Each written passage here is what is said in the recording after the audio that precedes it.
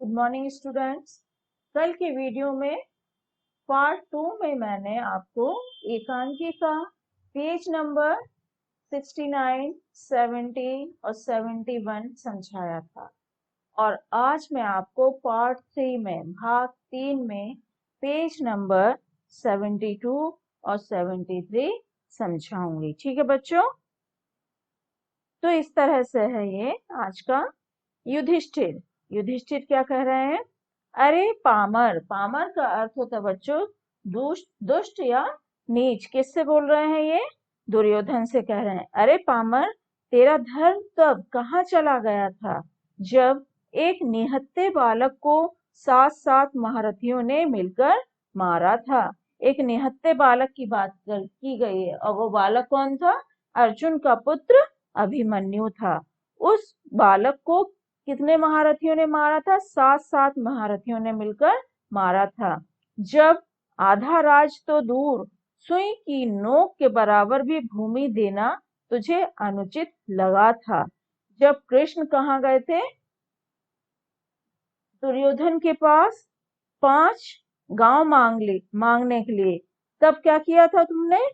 आधा राज तो दूर, सुई की नोक के बराबर गांव, जो 5 गांव थे वो सुई की नोक के बराबर के भूमि देने के लिए उसने मना कर दिया था। अपने अधर्म से इस पुण्य लोक भारत भूमि में द्वेष की ज्वाला धधकाकर अब तू धर्म की दुहाई देता है।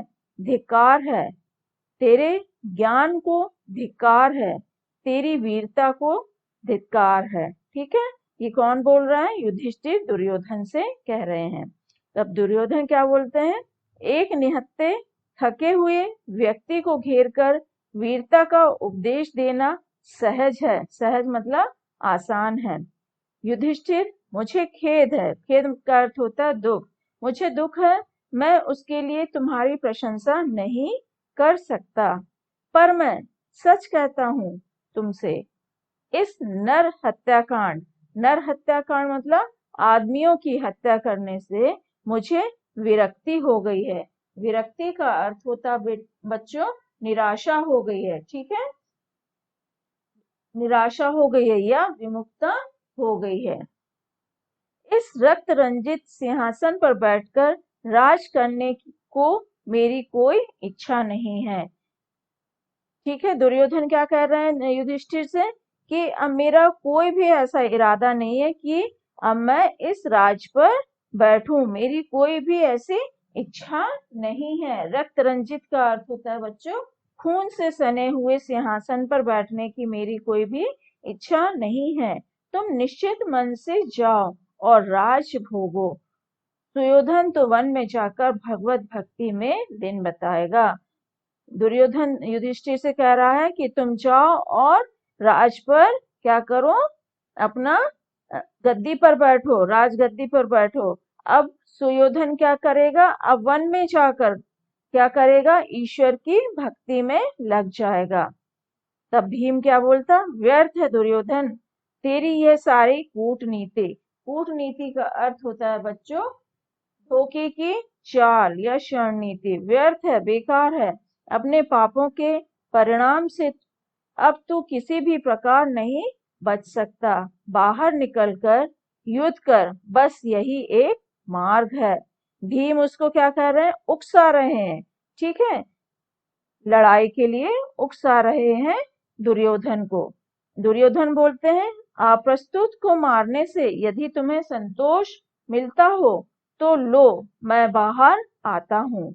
जल से बाहर निकलकर पास आने तक की आवाज।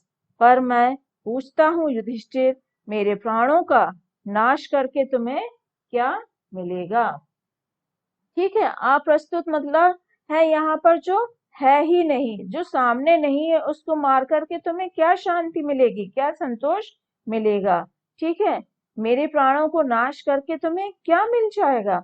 युधिष्ठिर बोलता है अरे पापी, यदि प्राणों का इतना ही मोह था तो फिर यह महाभारत क्यों रचाया? न्याय को ठोकर मारकर अन्याय का पथ क्यों ग्रहण किया? दुर्योधन युधिष्ठिर से कह रहे हैं अगर तुम्हें प्राणों का इतना ही मोह था, इतने ही प्यारे थे तुम्हें अपने प्राण, तो तुमने महाभारत का युद्ध क्यों रचाया? ये महाभारत लड़ने की लड़ाई क्यों ठानी? दुर्योधन कहते हैं युधिष्ठिर से, मैंने जो कुछ किया अपनी रक्षा के लिए किया। मैं जीना चाहता था, शांति और मेल से रहना चाहता था। मैं नहीं जानता था कि तुम्हारे रहते मेरी यह कामना, यह सामान्य सी इच्छा भी पूरी ना हो सकेगी। अब दुर्योधन युधिष्ठिर से क्या कहते हैं? मैं तो चाहता था, मैं जीना चाहता था, शांति से मेल से जीना चाहता था, लेकिन मैं ये नहीं जानता था कि मेरी ये जो इच्छा है मेल से रहने की, शांति से रहने की, तुम्हारे रहते ये कभी भी पूरी नहीं हो सकती है। भीम बोलता है, पाखंडी, तुझे झूठ बोलने में लज्जा नहीं आती है? ठीक है, पाखंडी का अर्थ होता है बच्चों झूठा या धोखेबाज।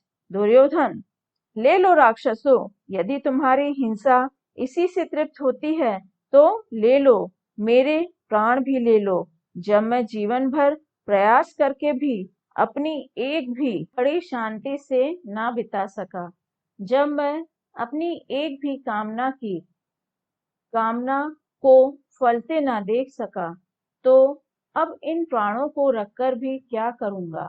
लो उठाओ अस्त्र और उड़ा दो मेरा शीश।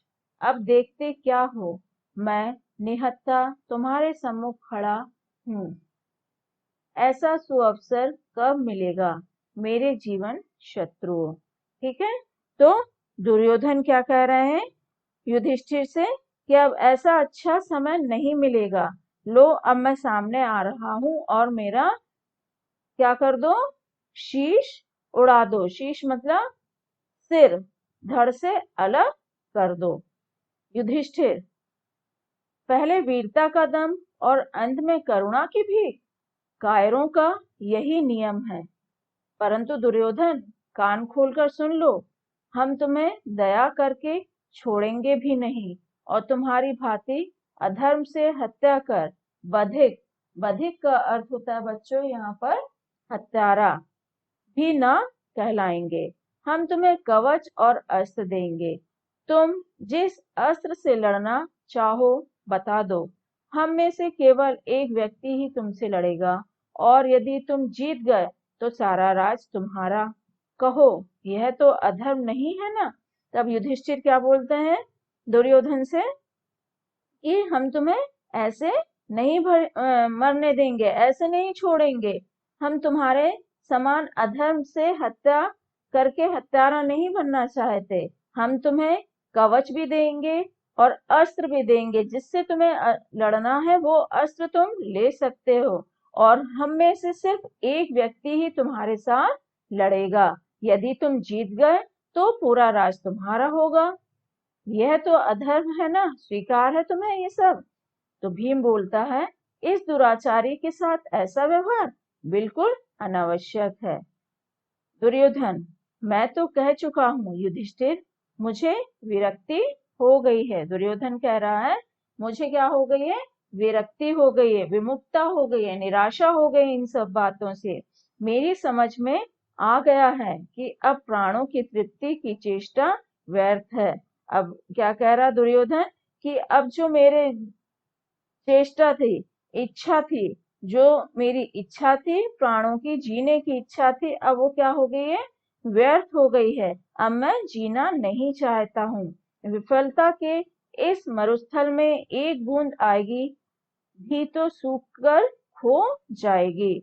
इनका इससे तात्पर्य क्या है? जिस तरह मरुस्थल में एक बूंद भी गिर जाए तो उसका मरुस्थल में रह आकर के सूख जाना, उसका कोई अर्थ नहीं होता है। मरुस्थल तो मरुस्थल ही कहलाएगा। इसीलिए वह दुर्योधन भी यही कह रहे हैं कि अगर मैं जीना चाहता हूँ तो विफलता तो मेरे जीवन में वैसे ही आ गई है। यदि तुम्हें इसी में संतोष है कि तुम्हारी महत्वाकांक्षा मेरी मृत देह पर ही अपना जय स्तंभ उठाए तो फिर यही सही है। तो यहाँ महत्वाकांक्षा होती है बड़ा बनने की इच्छा। तो दुर्योधन क्या कह रहे हैं कि अगर तुम्हारी इच्छा यही है, अगर तुम्हें इसी में संतोष है कि मेरी मृत देह पर ही अपना जय स्तंभ उठाएं तो फिर यही सही। ठीक है, सांस लेकर, लंबी सांस लेकर चलो यह भी एक प्रकार से अच्छा ही होगा। जिन्होंने मेरे लिए अपने प्राणों की बलि दी, उन्हें मुंह तो दिखा सकूंगा। अब दुर्योधन क्या कह रहा है, जिन्होंने से मतलब है जिन लोगों ने, जो संगी साथियों ने दुर्योधन के साथ युद्ध में अपने प्राणों की बलि दे दी थी। तो वो यही कह रहा, जिन्होंने मेरे लिए अपने प्राणों की बलि दे दी थी, तो मैं भी मर के उनको अच्छी नजर मुंह तो दिखा सकता हूँ, नजर से नजर तो मिला सकता हूँ कि मैंने भी, अच्छी बात है युधिष्ठिर, मुझे एक गदा दे दो, फिर देखो मेरा पौरुष। लघु विराम मतलब थोड़ा रुक कर। संजय संजय जो कि धृतराष्ट्र का मंत्री है, बोलते हैं, इस प्रकार महाराज, पांडवों ने विरक्त सुयोधन को युद्ध के लिए विवश किया।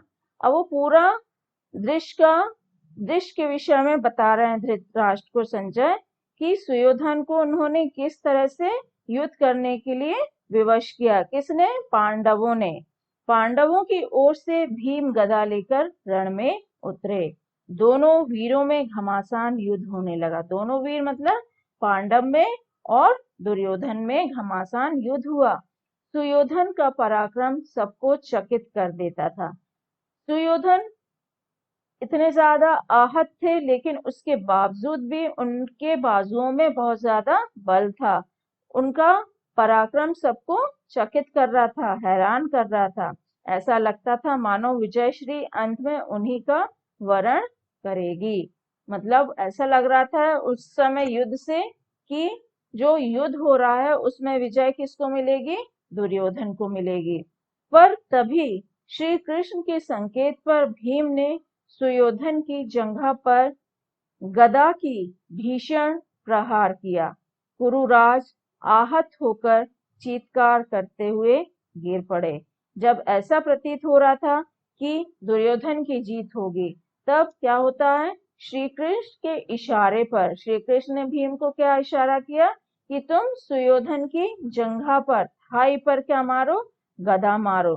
तब जब उसने गदा पर भीषण प्रहार किया, तब कुरुराज अर्थात दुर्योधन आहत होकर, घायल होकर, चिल्लाते हुए गिर पड़े। बच्चों, एकांकी संचय अध्याय 5 महाभारत की एक सांझ, भाग 3, पेज नंबर 72-73 के कठिन शब्दों के अर्थ। पामर का अर्थ होता है दुष्ट या नीच। रक्त रंजित का अर्थ होता है खून से सने। व्यर्थ का अर्थ होता है बच्चों बेकार। कूटनीति का अर्थ होता है धोखे की चाल। बधिक का अर्थ होता है हत्यारा। दुराचारी का अर्थ है बुरे आचरण वाला। विरक्ति का अर्थ है विमुखता। मरुस्थल का अर्थ होता है बच्चों रेगिस्तान। और महत्वाकांक्षा का अर्थ है बड़ा बनने की इच्छा। आज का गृह कार्य इस तरह से है बच्चों, आप लोगों को अध्याय 5 भाग 3 के शब्दार्थों को कॉपी में लिखकर याद करना है।